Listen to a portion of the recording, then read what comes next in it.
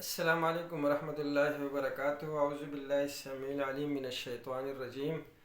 یہ ایک مسلمہ حقیقت ہے کہ اسلام قبول کرنے کے بعد جو سب سے بڑا گناہ ہمیں بتایا جاتا ہے وہ شرک ہے۔ شرک کسی صورت معاف نہیں ہو سکتا۔ اللہ رب العالمین فرماتے ہیں ان اللہ لا یغفر ان یشرک بہ، کہ اللہ اس گناہ کو کبھی معاف نہیں کرے گا کہ اس کے ساتھ کسی کو شریک قرار دیا جائے۔ شریک ہم کس طرح کسی کو قرار دے سکتے ہیں کہ ہم کسی کے آگے سجدہ کریں، کسی سے مدد مانگیں، کسی کی عبادت کریں، یہ سب شرک کے زمرے میں آتا ہے اور اس میں کوئی شک نہیں ہے کہ یہ ہی شرک ہے۔ لیکن شرک کو بہت زیادہ محدود کر دیا گیا ہے ان چیزوں میں۔ شرک کا جو مفہوم ہے، تصور ہے، وہ اس سے کئی گنا زیادہ ہے۔ قرآن کی بہت سارے آیتوں سے یہ بات ثابت ہو گئی ہے کہ مشرکین مکہ، جس کو ہم سب سے بدتر مشرک سمجھتے تھے، ان کا بھی یہ خیال تھا کہ نہیں، اللہ رب العالمین کی جو ذات ہے وہی سب سے بلند تر ہے، وہی سب سے معلیٰ ہے، اور وہ خود جب کسی مصیبت میں گرفتار ہوتے تو پھر وہ بھی اللہ کو پکارنے لگ جاتے تھے۔ وہ بھی یہ کہتے تھے کہ سب سے بڑی ذات تو اللہ کی ہے، یہ تو ہمارے صرف وہ ایک وسیلہ ہے جو ہمارا پیغام اس اللہ تک پہنچاتے ہیں۔ اس کے علاوہ دنیا کی جتنی بھی مذاہب ہیں، سارے مذاہب میں تصور خدا موجود ہے، تصور توحید موجود ہے۔ اللہ کو تو سبھی مانتے ہیں کہ اللہ ہے، اور سب سے برتر ذات جو ہے وہ اللہ ہی کی ہے۔ تو پھر شرک کیا ہوا؟ یہ تو ہم بھی مانتے ہیں کہ شرک جو ہے وہ ایک ناقابل معافی جرم ہے، اور اللہ جو ہے وہ سب سے برتر ذات ہے، سب سے بلند ذات ہے، اس کے ساتھ کسی کو شریک نہیں ٹھہرانا چاہیے۔ یہ عقیدہ تقریباً تمام دیگر جو مذاہب ہے ان کا بھی ہے، تمام مسالک کا بھی ہے۔ ان کو ہم پھر کیوں کافر یا مشرک قرار دیتے ہیں؟ تو سب سے پہلے تو ہمیں یہاں پر دو باتیں یاد رکھنی چاہیے۔ پہلی بات تو یہ ہے کہ اللہ ہے، صرف یہ اقرار نہیں کرنے آپ نے کہ اللہ ہے، بلکہ آپ نے اس ساتھ یہ اقرار بھی کرنا ہے کہ اس کے علاوہ کوئی نہیں ہے۔ جیسے ہم کلمہ شروع کرتے ہیں تو ہم کیا کہتے ہیں کہ لا الہ، لا کے معنی ہے نہیں، یعنی پہلے آپ نے یہ کہنا ہوگا کہ کوئی بھی نہیں ہے عبادت کے لائق۔ لیکن جب ہم عبادت کا نام لیتے ہیں تو عبادت سے ہماری مراد صرف نماز ہوتی ہے، روزے ہوتے ہیں، تلاوت ہوتی ہیں۔ عبادت بھی ایک بہت جامع لفظ ہے جس کے معنی ہے بندگی۔ بندگی کسی خاص پیرائے میں خود کو بند کر دینا، کسی خاص حدود میں، کسی خاص قیود میں، کسی خاص شرائط کے اندر خود کو بند کر دینے کو بند کہتے ہیں، یعنی ہم بندھے ہوئے ہیں کسی احکامات کے اندر۔ یہ ہماری اے ٹو زیڈ جو لائف ہے، ہماری زندگی کے جو تمام تر مرحلے ہیں، اس پر یہ لفظ محیط ہے۔ عبادت صرف نماز نہیں ہے، بندگی صرف روزہ ہی نہیں ہے، ان سب کو ملا کر ایک لفظ بنتا ہے جس کو عربی میں عبد کہتے ہیں۔ عبد کے معنی ہے بندہ، یعنی جو بندہ ہوا ہو کسی خاص شروط اور قیود کے ساتھ، کسی خاص احکامات کے ساتھ۔ وہ جو خاص قید ہیں یا جو خاص شرائط ہیں، وہ شرائط صرف ہمارے اوپر اللہ کی آ سکتی ہیں، کسی انسان کی نہیں آ سکتی۔ یہ سب سے بڑا مفہوم ہے توحید کا اور شرک کا، یعنی کسی انسان کو کسی بھی انسان پر حکمرانی کرنے کا، اس پر آرڈر چلانے کا، اس پر حکم چلانے کا کوئی اختیار نہیں ہے۔ یعنی آزادی، انسان کو جو سب سے پہلی چیز میسر ہوئی وہ کیا ملی؟ آزادی ملی۔ اگر کسی بادشاہ کے قوانین کے اندر رہتے ہوئے ہمیں کھانا پینا اور رہائش اور حقوق میسر ہیں، تو یہ آزادی تو بنی اسرائیل کو بھی میسر تھی کہ فرعون پہ حکومت کرتے تھے اور ان سے کچھ خاص کام لیے جاتے تھے کہ محلات بنوا رہے ہیں ان سے، تو کہیں پہ ان سے راستے بنوائے جاتے تھے، اور اس کے بدلے ان کو کھانا پینا اور رہائش اور دیگر جو سہولیات ہوتی تھی ایک انسان کی، وہ میسر تھی۔ تو موسیٰ علیہ السلام نے پھر فرعون کے خلاف بغاوت کیوں کی اور بنی اسرائیل کو اس کی غلامی سے کیوں نکالا؟ کیونکہ ایک شخص کی حکومت تھی، وہ ایک شخصی حکومت تھی، اور کسی شخص کو یہ اختیار کسی صورت نہیں دیا جا سکتا کہ وہ کسی انسان کو اپنا غلام بنا لے۔ آپ نے دیکھا ہوگا تاریخ کے بہت ساری کتابوں میں جب مسلمان فوج نے حملہ کیا شام کے اور دیگر جو ممالک ہیں، تو وہاں پر جب ان سے پوچھا گیا کہ آپ کیوں آئے ہو، حملے کا مقصد کیا ہے، تو انہوں نے جو الفاظ استعمال کیے تھے وہ بڑے اہم ہیں۔ وہ الفاظ آپ پڑھ لیں گے کتابوں میں، اس میں لکھا ہوا ہے لِنُخْرِجَ الْعِبَادَ مِنْ عِبَادَةِ الْعِبَادِ إِلَىٰ عِبَادَةِ اللَّهِ، تاکہ ہم لوگوں کے غلامی سے نکال کر اللہ کی غلامی میں لے آئیں۔ یعنی انسان کی آزادی توحید پہ منحصر ہے۔ اللہ کی حکمرانی انسان پر ہو سکتی ہے، انسان کی حکمرانی انسان پر نہیں ہو سکتی۔ تو یہ پہلی بات ہے جو ہمیں ذہن میں رکھنی چاہیے کہ شرک کا مطلب یہ ہوا کہ اللہ کے ساتھ کسی کو ایسا شریک ٹھہرا دینا کہ اس کے الفاظ کو، اس کے اقوال کو، اس کی سوچ کو اسی طرح ہم بروئے لائیں، اس پر عمل کریں جیسے ہم اللہ کی باتیں مانتے ہیں۔ تو یہ اللہ کے ساتھ شرک ہوا، اور یہ شرک عبادت ہے، شرف العبادت ہے۔ اسی طرح اس کی بندگی کرنا، اسی طرح اس کی غلامی کرنا، اس طرح اس کے احکامات کو من وعن تسلیم کر لینا کہ جیسے اس کو رب کا مقام آپ نے دے دیا ہے، تو یہ تو شرک ہے۔ اللہ رب العالمین قرآن میں فرماتے ہیں فَرَأَيْتَ مَنِ اتَّخَذَ إِلَٰهَهُ هَوَاهُ، اس شخص کی طرف دیکھ لے جس نے اپنے خواہشات کو رب بنا لیا ہے۔ تو جو خواہشات کو کون رب بنا سکتا ہے؟ خواہشات کے آگے تو سجدہ نہیں ہو سکتا، خواہشات کے آگے اس سے تو ہم دعا نہیں مانگ سکتے، ان کے لیے تو ہم روزے نہیں رکھ سکتے۔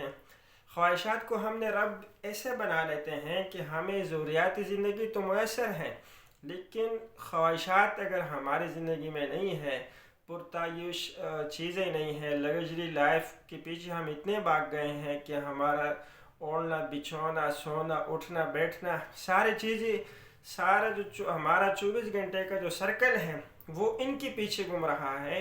تو اللہ رب العالمین فرماتے ہیں کہ اس شخص نے اپنی خواہشات کو اپنا رب بنا لیا، الہ بنا لیا۔ اس آیات سے پھر یہ بات اور واضح ہو جاتی ہے کہ کسی الہ ایسے چیز کو کہا جا سکتا ہے کہ جس کے لیے ہم رات دن پھر ایک کریں۔ یہ اختیار صرف اللہ کو حاصل ہے کہ اس کے لیے ہم رات دن ایک کریں۔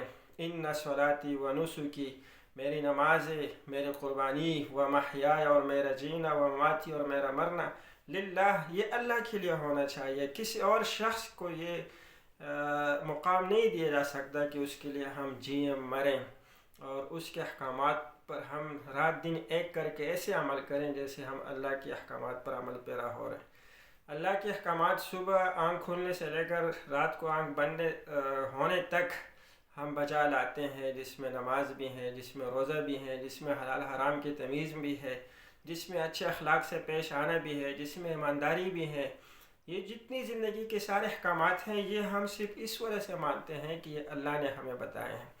انسان اگر اپنے فلاح و بہبود کے لیے کوئی کمٹمنٹ کر لے، معاہدہ کر لے، اس کو قرآن میثاق کہتے ہیں، تو پھر اس کو بھی نبھانا جو ہے وہ بھی اللہ رب العالمین نے قرآن میں فرمایا کہ اس کو بھی نبھایا کریں۔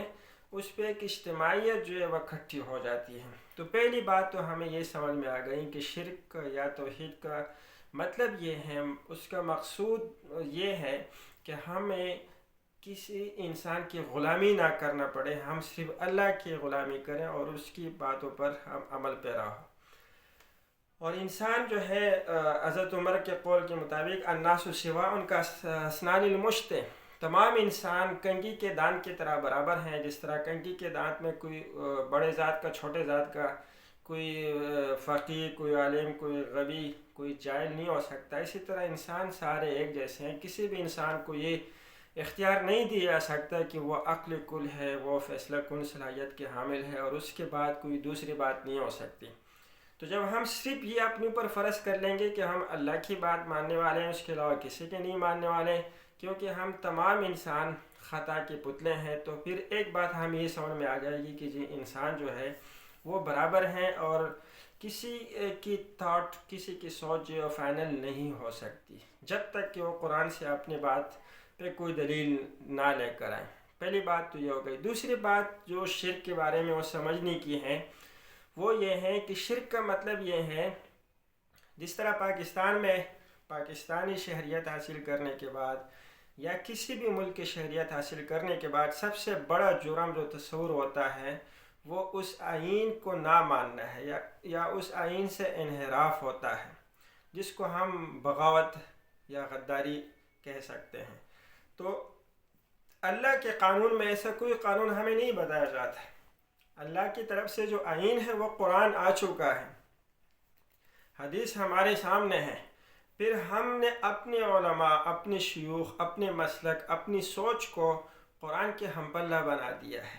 تو یہ ہے وہ اصل شرک جس سے قرآن نے روکا تھا ہمیں، وَلَا يُشْرِكْ بِعِبَادَةِ رَبِّهِ أَحَدًا، کہ اللہ کی عبادت میں، کہ اس کے باتیں پھر ہمیں ماننی پڑے گی۔ اللہ کی عبادت تو یہ ہے، کسی کو بھی یہ اختیار حاصل نہیں ہے کہ وہ اس کے ساتھ پھر کسی کو شریک ٹھہرائیں، کسی صحیفے کو، کسی کتاب کو، کسی مجلے کو، کسی عالم کو، کسی فقیہ کو، کسی محدث کو وہ مقام دیں کہ وہ قرآن اور حدیث ہمارے لیے پھر قرار پائے۔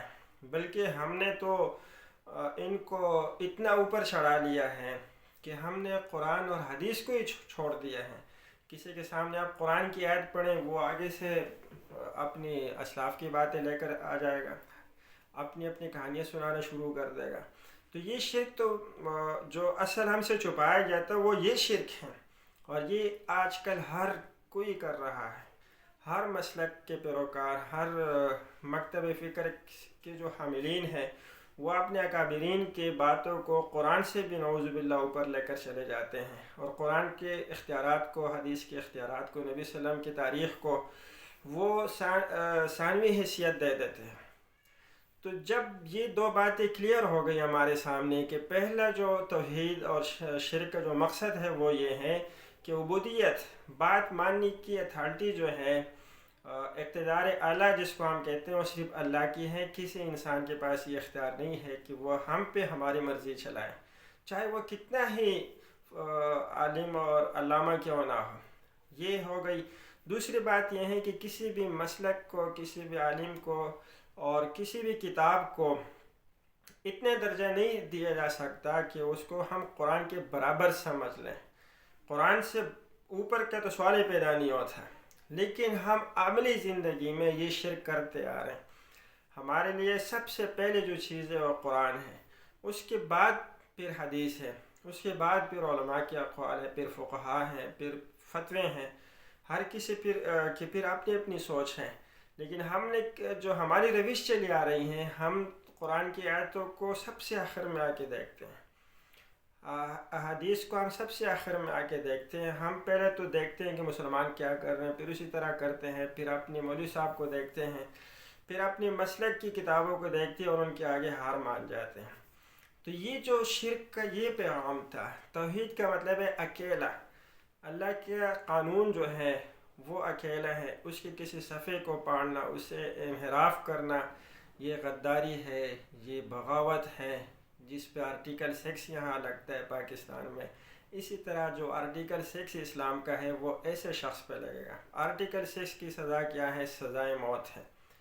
تو قرآن کا بھی آرٹیکل 6 ہے، اور قرآن کا آرٹیکل 6 یہ ہے کہ جو قرآن کے مقابلے میں اپنی بات لا کے پیش کرے گا وہ مشرک قرار پائے گا۔